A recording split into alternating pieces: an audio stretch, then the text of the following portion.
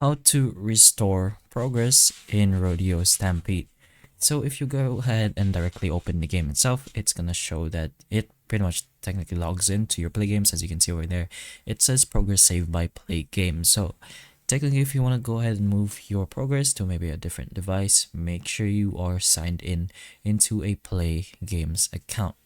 So once you are, just go ahead and leave the game. You don't really need to be there, and search for the play games app, um, and press on play game. So whatever account you see that popped out on the top over there, that's pretty much the account you want to use on your next device in order to be able to pretty much just transfer your progress.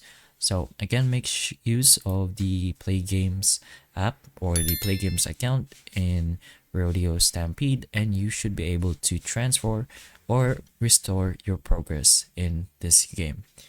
But hopefully the information of this video can help you, and if it can, please like and subscribe for more videos like this, and that's all.